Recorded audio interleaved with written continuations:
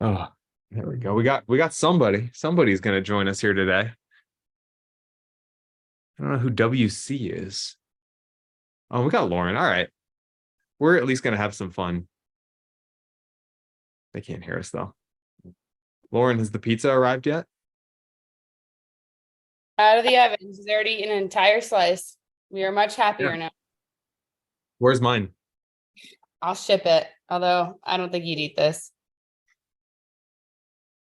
I like pizza. I do too, but I like fancy pizza. Fancy. Yeah, I like the Firestone pizzas. I don't know. I'm selective on my pizzas. There's a place around here that used to be called Boomba's. What's it called? That Crafters? It's called Crafters. It's on 146. That place is good, man. And they got a great bourbon selection. Yeah. I Um, just yeah. It's kind of wild how different of a kid she is when she has food in versus when she wakes up from a nap and she has no food in her system. I'm the same way. Same. Yeah. Oh, thank you for the baby. Yeah. So Paul, I just tried to call you because Linwood, they said 70, but Eduardo said 50, his price 70, but I didn't want to say anything to the insurance without talking to you. That's not gonna be enough. I'm afraid. I don't think he's understanding. I think he's giving a number out of the side of his head because he's not putting time into the SOW. Because we're gonna have to do a lot of changing on that drywall. That drywall is soaked. That drywall is soaked, so it needs to be taken out. Yeah. Fine. She just dipped her baby's face into the pizza. Let's get a wipe for the baby. Nice. Yeah. She has decided uh-oh. that she now knows how to roll in all directions. And so we put her down on a mat and then we turn around to go do something and we look and she's halfway across the room now, just like rolled all the way over there. You need to get her like her little playpen. Yeah, well, we had this big mat. It's probably a 10 by 6 mat that we got that like folds up, and we thought, hey, that's gonna be fine. No, she has now decided that this mat is like the bane of her existence, and she's going to get off of it. No matter, like, if you put it up against a wall, she's going 10 feet to get off of it. And yeah, that's like literally in the last 36 hours, she's discovered that she can roll, and she's just gone. Love it. Oval. Yeah. How you doing, Mila? Doing great. You're talking about Bailey's experience of roly-poly? Oh yeah, that's what I call her, the roly-poly. Okay, I guess I'm not as original as I thought I was. Sorry. Not original. Not original at all. Oh man. WC, who are you? I gotta know. All right, I guess not. Not gonna know. Hey Flora, hey Alyssa, how you doing? Hey guys. Oh. Hi, I'm good. Nice. Alyssa, what do you do? Hold on one second. I was gonna try to get my camera going. I'm struggling here. Yeah, it looks like you're just connected to the audio right now. Yeah. I know what Flora does. Flora she buys all the houses in Indianapolis is really what it comes down to. Yep. Let me see. If you don't already have it, Nick, then I have a chance. Hey there, Alyssa. So hi. So me and my husband over here, we are looking to get into investing, and we've just been looking at Indianapolis for a really long time, like a couple of years type of deal. Yes. And we're both realtors, but we don't love that. And we work in the restaurant industry too. We're from San Diego, so we're in San Diego right now. And yeah, we're just hopping on. We want to hear what's going on in the market over there. See, learn some new stuff. Well, there's lots going on in the market. One that's awesome that you guys are kind of coming at it with a little bit of an understanding of the real estate market already. You're gonna have to reprogram yourself. I'm from Southern California, so I totally understand. It's not a criticism, but you are gonna have to reprogram the way you think about like what is a good investment property, because in San Diego, it has nothing to do with whether it actually is fundamentally sound. It's, is there going to be a greater fool in a year that's going to pay more money for this? yeah. And so you kind of have to change your mentality. You got to go become a slumlord like Mila over here. And I'm joking. She's not a slumlord. I like to make fun of her I'll 462 take it. property. I'll take it.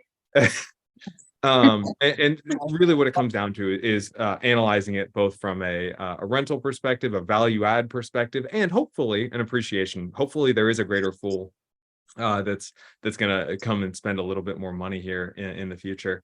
But man, there's so much going on. I mean, I could just point to Mila. Mila has done both a turnkey, she's done a condo rental, which has had mixed success, I would say, on the condo side. We can talk more about that. Flora here owns long-term rentals. She owns short-term rentals. I don't know if she's flipping. I know she's burring. I 100% know she's doing that burr process. If you're not familiar, buy, rehab, rent, refinance, repeat. Yeah. So there's a lot going on. I'm flipping all over the place. We've got a cool one that I swear to God, I'm gonna beat this guy up if this one doesn't hit the market next week. I'm ridiculously excited about. But yeah, there's a ton going on. What, out of curiosity, what is stopping you from? It sounds like you've been doing your research for a couple of years. What's blocking you from making the move? So initially we were going to do a burr out there, and I actually flew out to Indy in 2021. Was it 2021?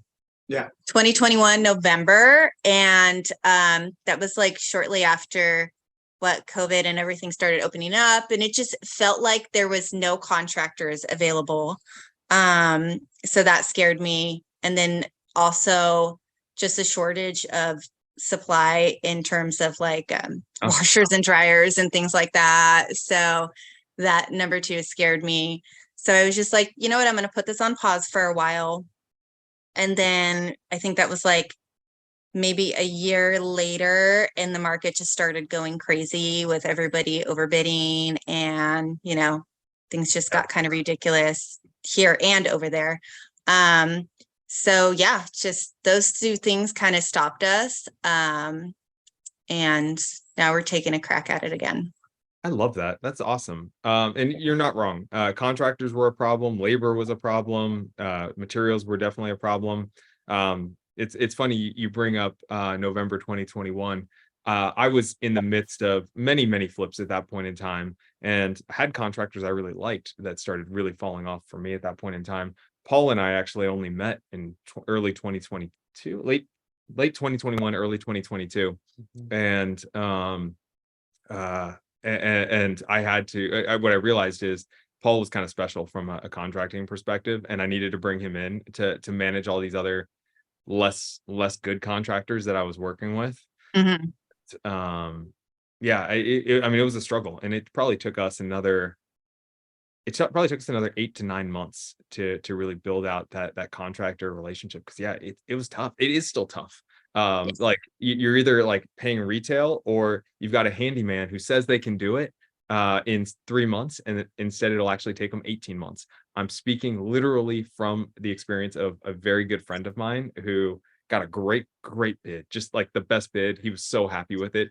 I remember that I told him he was going to pay at least $70,000 on that bid, and he got it for 50. And I was like, that something just doesn't feel right on this sucker. And he told me I was an idiot. I'm so glad that I went to his wedding on the day that he finished that project, and I got to tell him that he was the idiot. So yeah, you're not wrong. Contractors are the hardest part, I would say. Yeah. Property managers are the hardest part. Yeah. So that's where we started. And now I was just like, okay, I don't want to do a burr because honestly, I'm just too scared to do it presently. But we still want to get a rental out there. I still think it's a wonderful market. And now we want to do a midterm rental. So we just want to buy something that's kind of like turnkey. And do a midterm rental. So do you have a realtor? Do you have a realtor you like? I was working with Gloria Gear, and So on and off here and there. I'm just gonna be very honest, probably overly honest in this situation. I think Gloria is a great agent. I think she's really good at what she does. Mhm.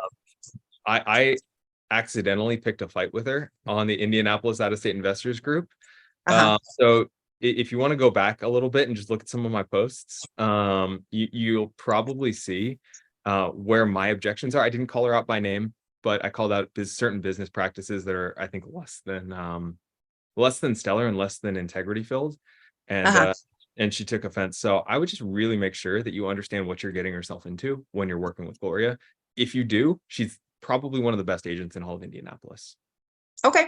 Yeah, Yeah. that sounds good. I appreciate it. Yeah, I do read everybody's comments on there. So Yeah, I accidentally had drama. that happens on Facebook. Maybe less accidental than I care to admit. Hmm. How you doing, Mike? How you doing, Rebecca? Hi. Hey guys. What state are you in right now, Mike? Are you in New Jersey? Yeah, I'm in Jersey. When are you coming back to Carmel? The wives need to get together. I know. I don't know, man. I was thinking about coming for the symposium, not for the event itself, but just to come to town. Dude, I'll give you a And, ticket. You want a ticket? I've got an extra I one. really don't. No, I really don't. Well, then I guess Lauren's going. Perfect. Well, Rebecca, what's going on in your world? Did you end up dropping that deal? Yeah, I'm getting all my earnest money back. The seller decided to do a mutual release because of the appraisal conditions. So they put it back on the market. So now I'm at a point like, I don't know if for me, if it's worth the stress to try to do an out-of-state renovation and to do the value add. I'm almost leaning towards just buying turnkey. I know putting the 20% down, it's not the best way to scale. Depends how much money you have. It's a great way to scale if you've got a lot of money. So let me just actually stop you there for a sec. I don't think turnkeys are a bad option for a lot of people. With that said, we've got two people here who have done, like, I'm ridiculously biased when it comes to, like, hey, I run a construction company. I promise this isn't like a sales pitchy type of conversation here today. But I run a construction company, so I'm biased. I happen to know Mike has done several flips from out of state. Also, Flora is in the midst of a variety of different burr type projects. Like, it's definitely difficult, but are you guys willing to talk a little bit about your experience? Which part, Nick? You want to talk about the difficult part? Yeah, the difficulty, but then maybe also, like, you know, the advantages of doing that versus kind of the traditional buy and hold. I think like doing real estate is about building more wealth, and it's by building wealth is from the value add from renovating the rundown places. Combining the value add and the rental, it gives them most wealth because it saves on the taxes. Or it's just Yeah.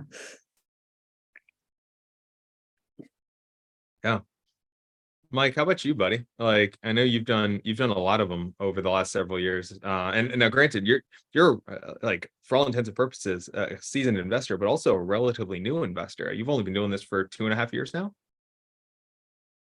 Yeah, that's about right. Maybe just about 3. The way I looked at it was I'm not particularly handy. And so regardless of whether the property was around the block from me or a few states over, I just don't know how much of a difference it would have made. And so that was always my mindset when it came to out of state. And then when it came to turnkey versus value add, yeah, I think Nikki hit it on the head. It really just depends on what your goals are. If you just want to pick up a property a year and contribute some savings towards the property or a partnership or whatever it is, then that's a fine strategy. You have lower risk, probably a few less headaches along the way. But if you want to scale a little quicker, then going the value add route may be the way to go. And I think the key for me was just kind of getting a few under my belt. And once you get a few going and you start building out your team and you start realizing who you like to work with, whether that's like realtors like Gloria or certain contractors, it just becomes much easier, and it becomes more of a snowball effect, and it becomes a lot less intimidating once you do it a few times. And last thing I'll say is real estate's pretty forgiving. So even if you make some minor mistakes along the way on your first couple, as long as you take some lessons away, you'll be better for it on the next one. Yeah. I think that's a really astute point there, is like, hey, it's hard. You're gonna take it on the chin occasionally. But over the, if you do the things right, if you do the inputs right, you analyze the property, you do as much due diligence as you possibly can.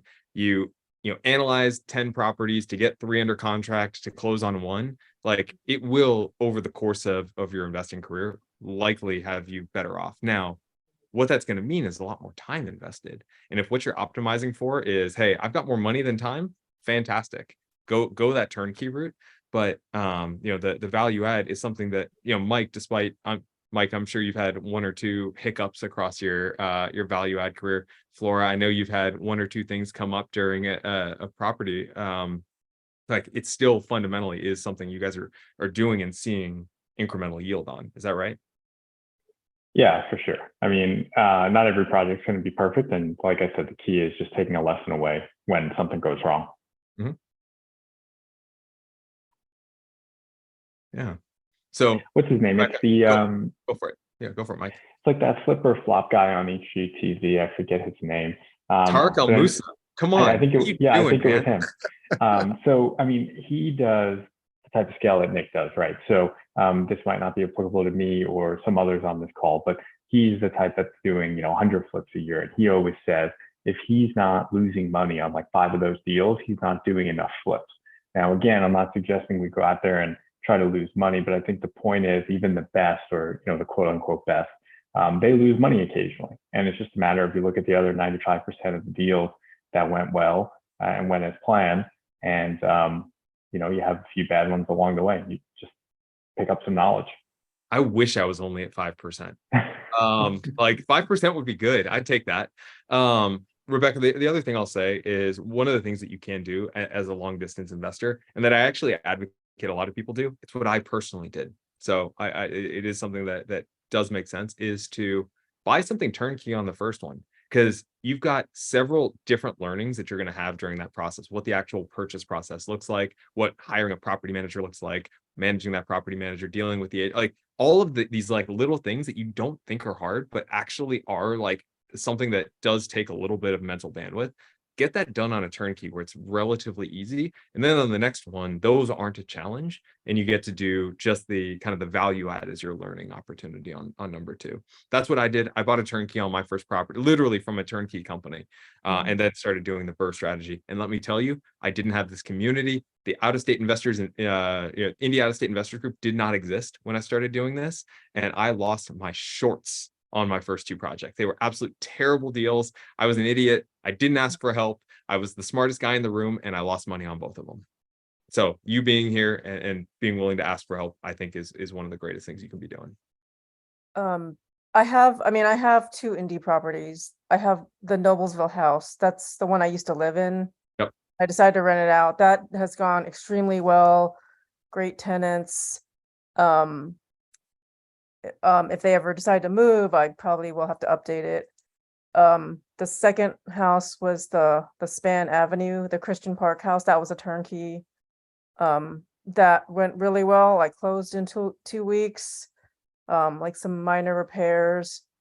And then the third time, that was when I was trying to look for a value add, and I think I wrote up at least 6 offers. Well, I think Paul walked that one property. Was that the Bates Hendricks house? Yeah, the Wright Street, the Bates Hendricks house. Oh yeah. Was that the one where now this was an interesting one. Let me know if I'm mistelling this story. But the owner had a scope of work on this house. Yeah. That he was like using as part of his advertising. Yeah. But it was like for like, and I don't remember the exact numbers, but it was like $50,000 less than what like actually needed to be done on this house. It was 112,000. Yeah, it was just crazy off. And I just remember looking at that. Paul walked it. We looked at the videos and we're like, there's just no way. Like, how long is this project going to take? Who's doing it? This is going to be a Yeah. bunch of meth heads doing this project, and it's going to take a year and a half. Yeah. And yeah, I remember that one. And here's the thing I'll say, Rebecca, very honestly, my team, and Lauren can attest to this, Paul can attest to this, he's on calls with us every single morning. We analyze at least 2 to 3 properties every single day. Pardon, we review as a team 2 to 3 properties every single day, which means they probably review 6 total every single day. And we throw out 3 to 4, and then we actually end up analyzing 1 to 2 or 2 to 3, pardon. And we probably offer on 1 to 2 of those at most, and most of those get rejected, and that's okay. It's literally about the practice of going through and doing the exercise, doing the analysis, and shooting your shot and telling somebody, hey, this is your liquidity point. I'm willing to buy it at this price. So I would say like 6. Yes, that feels like a lot. It is a lot of work, but in the grand scheme of things, it's actually not that much from an offers perspective. Okay. Like Mike, for instance, between your last deal and the one you just closed on the other day, what's how many offers do you think you made?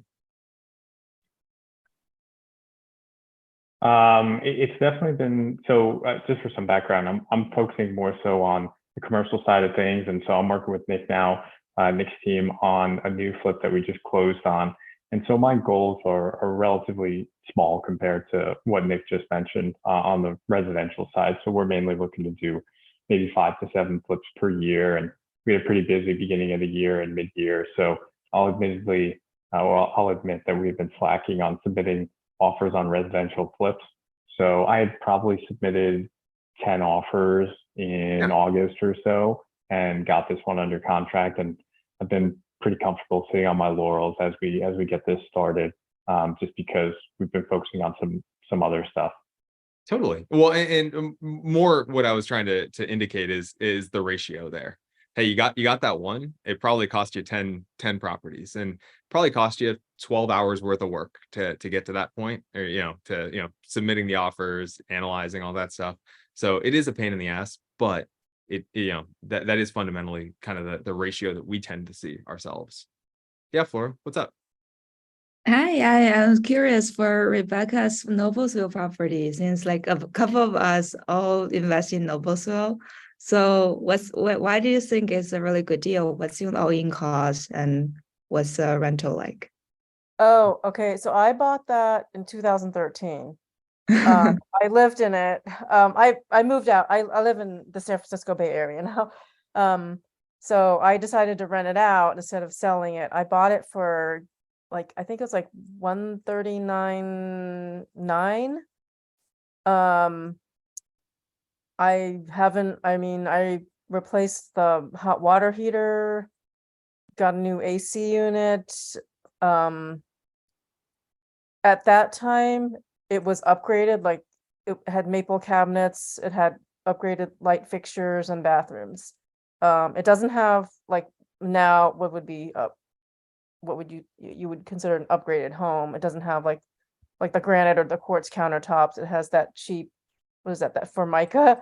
But yeah, I'm cash flowing, except the one thing with Hamilton County is that if you are not the owner occupant, your property taxes skyrocket. My property taxes have more than doubled. Like I'm paying almost $5,000 in property tax. So, but I'm still cash flowing. I raised the rent on the tenant recently. Not cash flowing great. It's like $224 a month. Yeah. So that's impressive to be in a really nice area in Hamilton County, to be cash flowing. That's pretty uncommon. And the fact that you've probably got a significant amount of equity in that house. Now, Flora, what I want you to hear: buy a house, hold on to it for a long time, maybe sell it, maybe keep renting it. Like that's the very slow path to wealth, and the kind of inevitable path to wealth that exists through the stuff that we're doing here. By going in there and doing the value add stuff, you kind of reduce your denominator, which definitely helps your total return or your return percentage. So that's awesome. That's an awesome property. Glad it's doing well for you. I love Noblesville. I mean, Paul lives in Noblesville. We just set up an Airbnb in Noblesville that's crushing. Dude, can you believe the number of bookings we've got? No, not since. It's definitely uncovered problems with that property. It's like, oh shoot, like we're gonna have to address that. Good call. So it's been a fun little adventure. But yeah, Noblesville's awesome. I think you're Yeah. probably crushing it. You've probably doubled your equity over the last or doubled the value of the home over the last 10 years. Yeah, And I- I did do a cash out refi during the pandemic when the rates were low. Yeah. I did a $50,000 cash out refi. So I took Nice. that money and paid or used it to pay for my renovation here in California. Nice. So that was a really good purchase. So 5K in Hamilton County, I found it's just not only in Hamilton County. I was looking at the two properties in North Indy in Washington Township. Oh my gosh, it's the same thing, like 1,500 square feet. It has like 6K property tax for non-owner occupied. So Leilani, how are we gonna get you off the sidelines now that you've seen the market? Hello. I just spoke to a lender this week and another agent this week. So I'm Oh. getting started. And actually I just got an offer. So I'm no longer unemployed. Wait, so Uh, you put the offer in? Oh no, I got an offer for my work. Oh, very A nice. new job. Congratulations. I was laid off. So yeah, thanks, Mila. So yeah, you know, I needed, and the lender also needed my wanted the Certificate. offer letter as well as support and all of that. So I'm like in the process of like getting my paperwork so that whenever I see a deal, I can hop on it quickly. What are you looking for? I think my first property, I feel more comfortable turnkey. Okay. Well, a little turnkey. And then my second, like what you mentioned earlier, I kind of agree with that. Like Yeah. learning, you know, how it is to close on a house and all of that, and all the learnings that comes with that. Well, and again, I know this is a totally biased thing to say, although I have no financial personal relationship. Bo Matlock, I don't know if you met with him when you were out here. I know he has a bunch of turnkeys on his sheet right now, so it could be somebody that's worthwhile to talk to. Okay, yeah, I got a sheet too from I think Logan. Okay. With Yeah, someone's portfolio. It might be the same. I don't think it is. I Oh, think it's it's not? I think it's different stuff. Okay. I'll Yeah. talk to Bo. Yeah, I mean, it's worthwhile. But Bo is super knowledgeable. He's not the hungriest agent out there, very honestly. And I would say that even if he was here on the call. But he's super good at what he does, and has the added advantage of property management in-house there at his brokerage. So certain advantages there for sure. Gotcha. Okay. Yeah. Yeah, I'm definitely gonna reach out to Jared. Jared Shore? Yep. Okay. So he's really good at the DSCR loans. He really can't do the like the Fannie Freddie in today's market. I think he'd be the first to admit that. So it might be worth also having somebody who's able to broker Fannie Freddie. Although DSCR loans right now are kind of at the same rates as Fannie Freddie loans. So I guess kind of whatever works for you. Gotcha. Yeah. Definitely keep an eye. I mean, I would be down for some rehab work as well. So whatever makes sense with the numbers too. And get So a bit more back. and I'll tell you where you're probably going to struggle. Based on what you've said, and you know, I've talked to literally hundreds of investors since I started doing this. I started putting my information out on Bigger Pockets back in like 2017, even when I didn't know Jack. You know, I bought my second property or something like that. I'm like, all right, I'm an out-of-state investor. I'm willing to talk to people and give advice. So I've literally had over 500 calls with people over the last several years.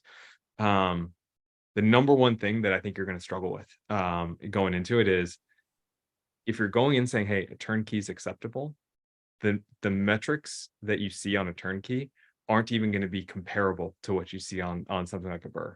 Like, and if you're comparing apples to apples, like turnkey is never going to happen. It literally will never ever get done. And so I would and probably, I'm assuming you're a football fan, given that you live in the Bay Area, and you've got to be a 49ers fan. Otherwise, you've got problems. But the greatest thing about Christian McCaffrey is that guy, he puts his foot in the ground and he makes his cut. He doesn't dance in the backfield. That guy, he makes his cut and moves. And so I would kind of make a decision one way or another and say, hey, like, yeah, I'm willing to accept just a little bit, like a couple $1,000s worth of rehab, but really I'm looking for something that's ready to go. Or, hey, I'm looking for something that needs a little bit of work. But if you kind of sit there and dance there in the pocket, you're never gonna make the move. That makes sense. Yeah, So definitely try to hone in on what I really want and just focus on that. yeah, absolutely.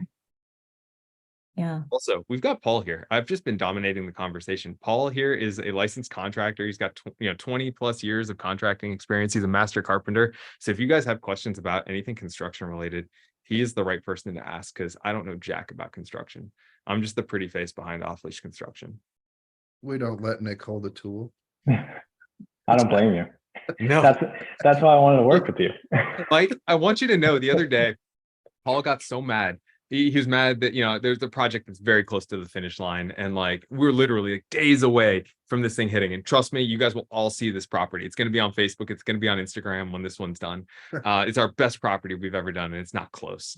And I went out to the property and I took a video, and Paul just livid.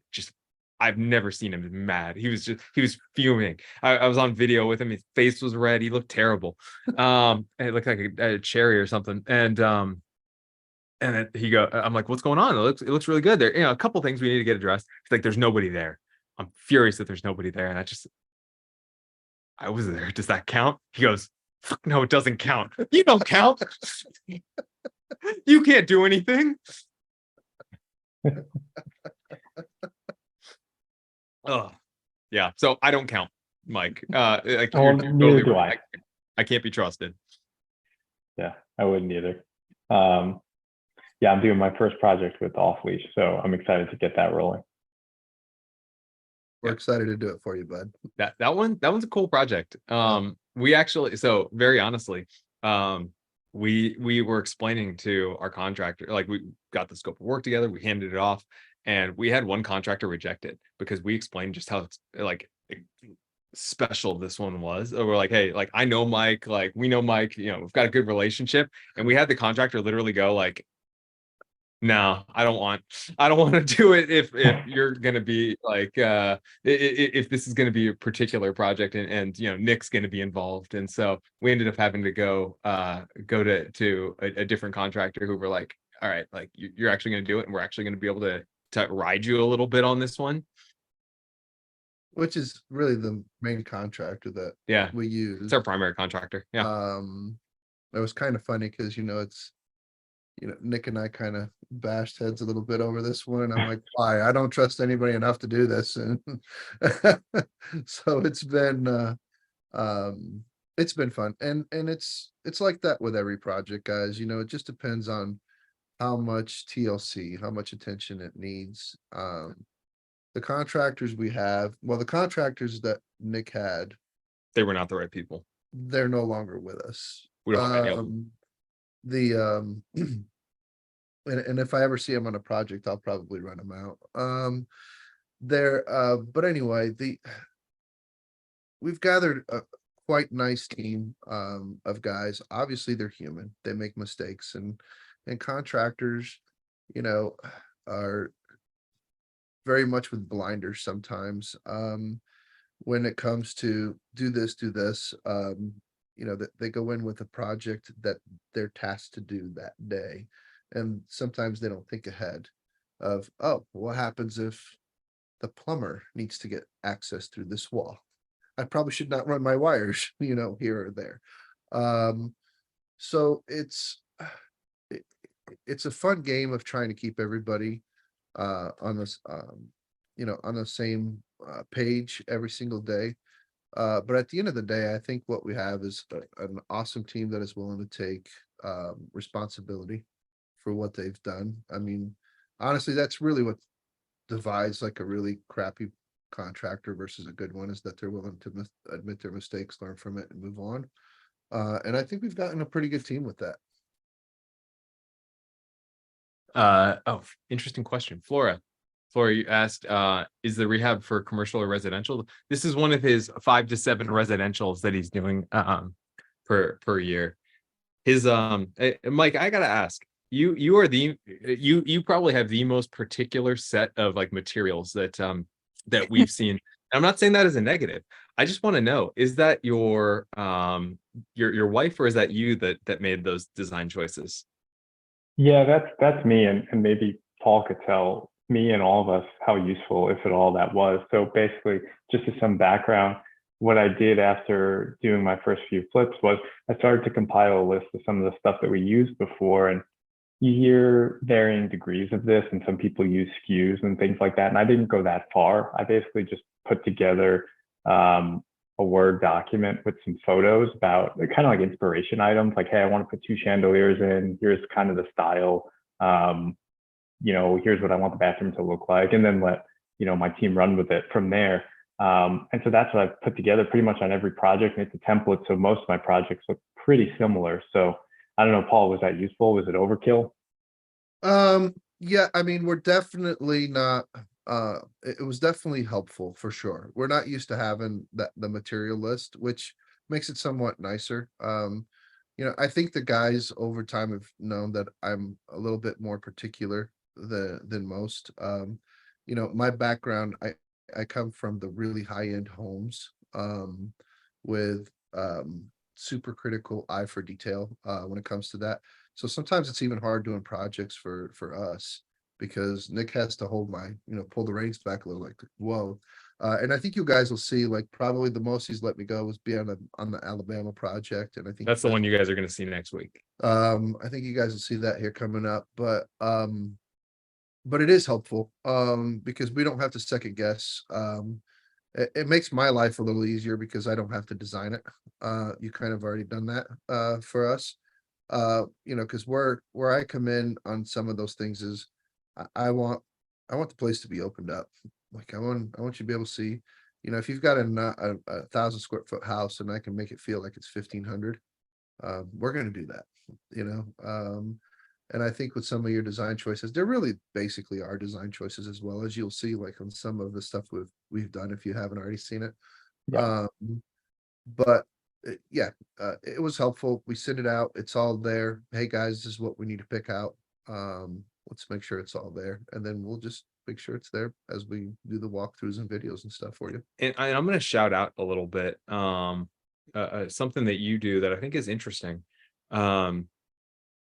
I think you did some stuff that has some striking visual appeal while also saving you a couple dollars. For instance, the removing some upper cabinets and putting open shelving and stuff like that does save you several $100s. Yeah. In doing that. And it definitely has a striking look. I personally wouldn't want to live in a house that had the open shelving versus the traditional cabinet, but it does look really cool, and it does pop on a photo. Yeah, and that was one of those things where you just learn by doing. And when I got my first or second scope of work a few years ago, I saw that line item for cabinets. I was just like, man, that's a big line item. How do we reduce that? And so that's just one of those little things. And when you start accumulating a bunch of those little things, it just starts to make sense to put it on a document so you can record it and you can have it. Yeah. So, I mean, like after a while, when you work with the same team over and over again, not that you don't have to send that sheet, but they use the same materials, right? They know you're doing butcher block counters. They know the type of cabinets. They know you want upper shelves and not cabinets. So, it just gets much easier over time when you're working with the same folks. Yeah. So Flora, you had a question there. I don't know that Mike's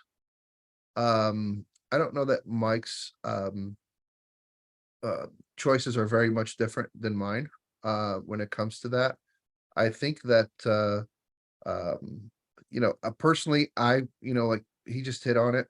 I like more cabinets than I do open shelves, because as we flip and stuff, I think it makes more sense to have things hidden than out. But that's just a personal preference. it's a preference, right? So and again, at the end of the day, he's the customer, so if he wants that, that's what he's going to get. He also likes some real bougie light fixtures. I'm not gonna lie. Like some of those chandeliers, my man, are a little bit on the bougie side. But other than that, They're That's- only like a couple $100. I could share with you, Mike, what I just picked out from my house. So I think we're on the same page on some of that stuff. So we're cool. I think those are one of the items where I even put a SKU in on Amazon. It's like $200. I'm like, yeah, this is a really nice chandelier. Why not? Yeah, I definitely think what you've put on there is eye popping, and I think it's a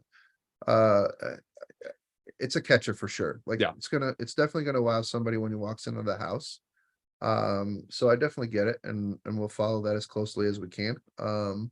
But yeah, I mean, the thought process is the same. You know, like when I tell Nick about Bama, like I want this house to sell when somebody puts the car in park. oh yeah, that oh my gosh, guys, I'm like so excited and to show this one off. Like it is far and away the nicest house we've ever done. And like I've done some nice houses. This one, like if this one was in Hamilton County, my wife would live in that house.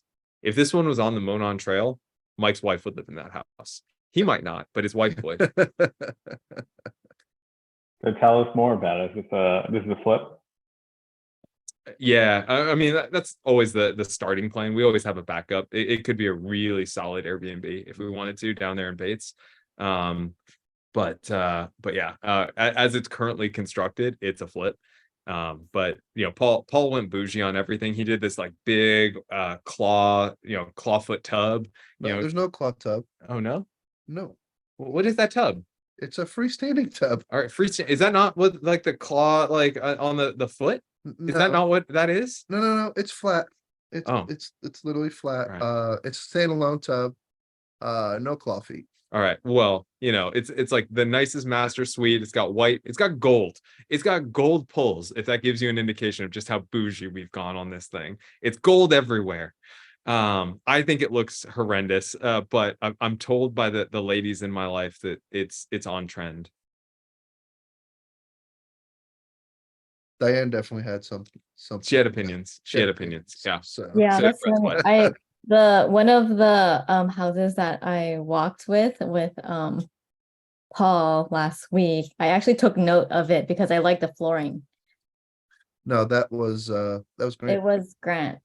Oh, That's okay. right. Yeah. So, Yeah, because I like that there wasn't any space on the flooring, and I like the shade of that flooring. There was no So, space. Huh? I think she's talking about like the grout. Well, not the grout, but it wasn't tile, it was Oh, yeah. OPP, so obviously no expansion joints or anything like that. yeah. Paul Nice. finds way to spend all my money on flooring. So here's the thing, like Nick's been really awesome. Brett's usually the one I have to fight for money.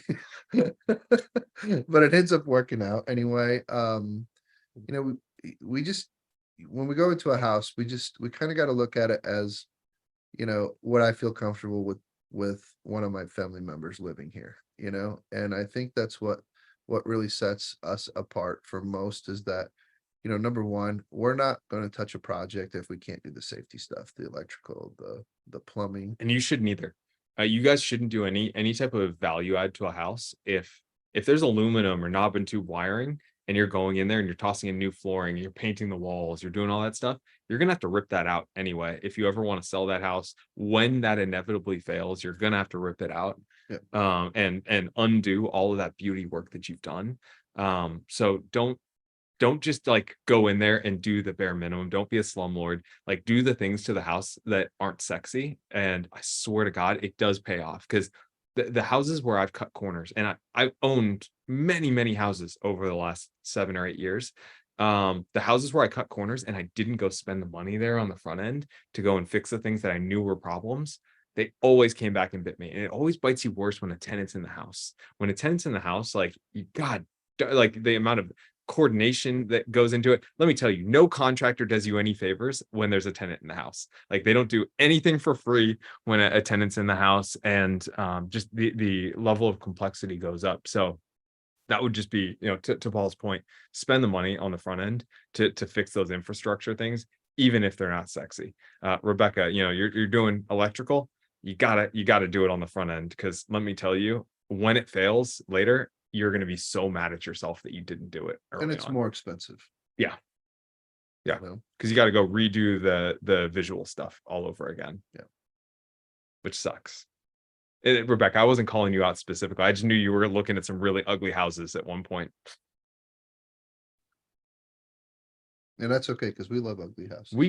Oh shoot, we're not wearing the right shirt. We're not wearing the right shirts on it, so it We- doesn't say it. We have shirts that on our sleeve because so we were really struggling. We have team members who analyze deals with us on a daily basis, and they would look at an ugly house and they would immediately be turned off and want to move on. And so we had to explain to our team that we love ugly houses. So we sent them all shirts that on the arm, it's off leash investments, but on the arm it says we love ugly houses. Yeah. Yeah. Sure. So yeah, I have a and it- question. oh, go Can I ahead. ask you a question about the knob and tube? Like, I know it's bad, but like, how bad is it? Like, You won't sell your house. That's number one. Nobody's gonna want a house that has knob and tube. Number two, although it was a great idea back early in the 60s, it doesn't hardly work with things nowadays. Mhm. I mean, the way inspectors word things is bad enough, but when they word and they talk about a knob and tube or mildew those things are the first thing people are going to walk away from in a house. And frankly, it's just not safe anymore. I mean, without a ground, I mean, somebody can go downstairs in the basement, grab a wire and get up, shocked. It's live.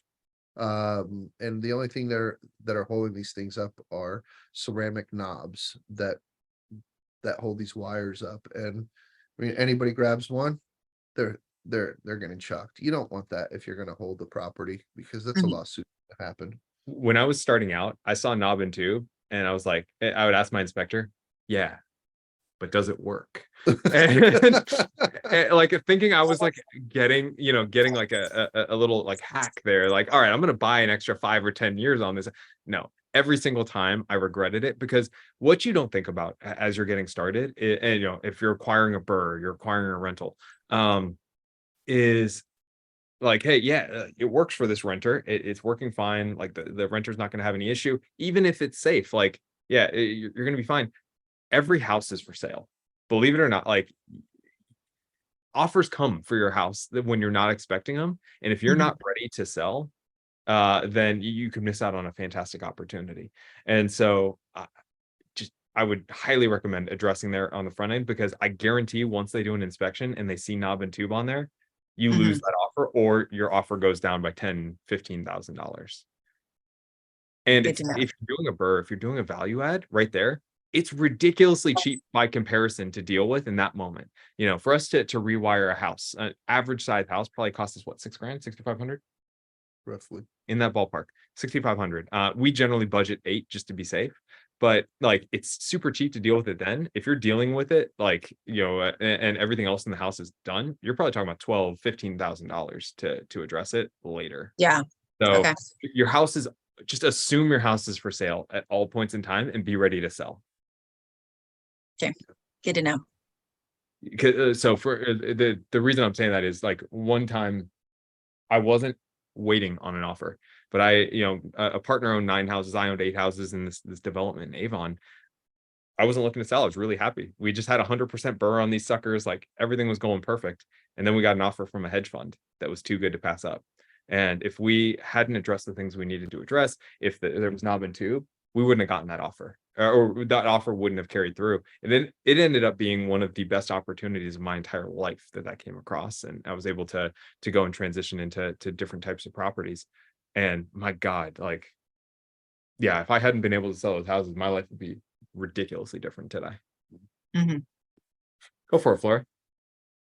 Nick, thinking about that, your big portfolio in Avon, so to the hedge fund, if you are not a real estate professional, would you hold on to it after 2 years to sell it? Ooh, all right. So the reason I sold it is because somebody came with a lot of money, a lot more than I thought it was worth. So these houses, I believed they were worth about $165,000. Somebody came and offered each. Somebody came and offered me $183,000. I could be slightly off on the numbers, but for the sake of conversation, we're close enough that it works.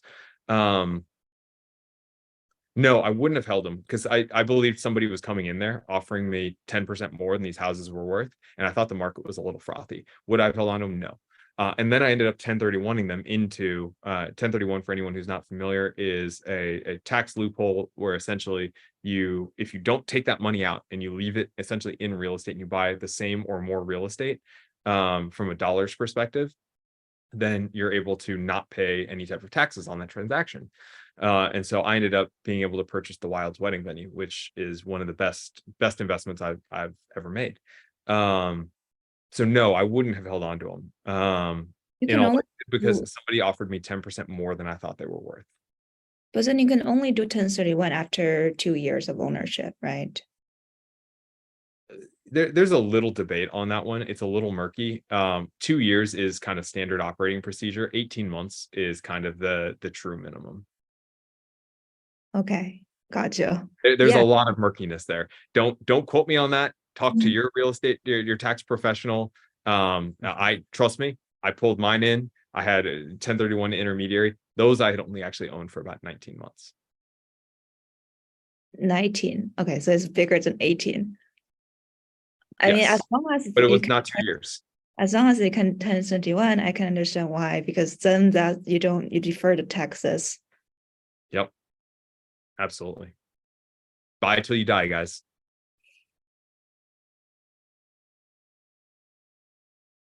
What else? What other questions? What else is going on in people's lives? We got 8 minutes and you've got literally a master carpenter sitting here.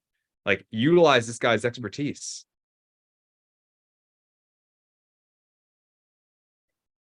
You guys are shy.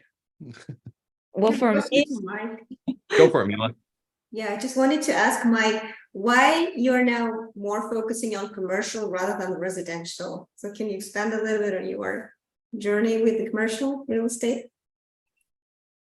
Yeah, it was really when I was first starting in the residential space, really in the real estate space in 2020. And it was just hard for me to find deals that I felt were good deals, and probably some limiting beliefs there in retrospect.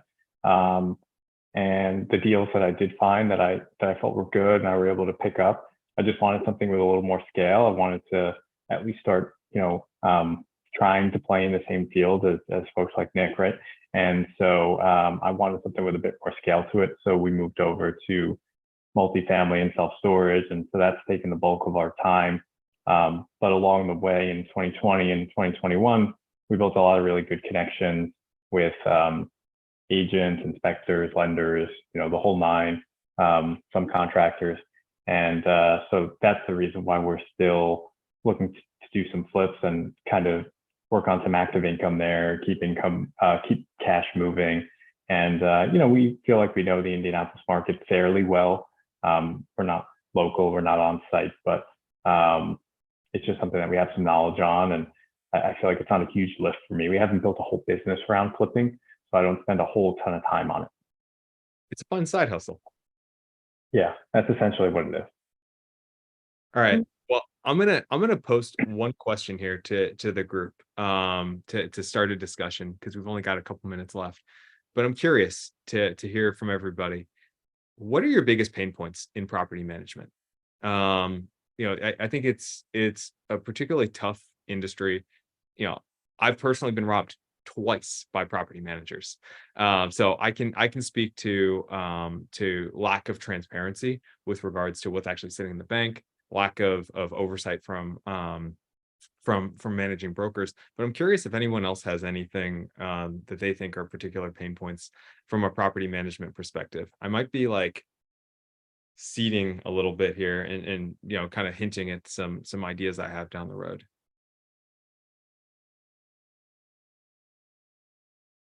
Yeah, go for it, Flora. I'm very new to this because I just have my 2 houses finished rehab and on the market for listing for rental. And now I'm struggling to for the process, because I'm told by my PM that Zillow has a lot of scammers, so Zillow number doesn't count. And he's like, it's rather to use the broker website for rental. Yeah, this is where I'm at. So I'm unsure about, what's the volume, what's the activity going. Yeah. Well, and I think volume comes down to boots on the ground. It's like how many people have actually seen it. So lack of transparency, lack of communication, probably I would say is a big one. That and leasing is always a hard piece. Nothing's worse than a property sitting vacant. So no, I totally respect that. Any from Yeah, your I think side, Mike? one that I've heard that I'm worried about is like the receipts like not even matching up. The work wasn't even actually done, and then it was for a different property, but then they added it to the expense Yeah. for that month.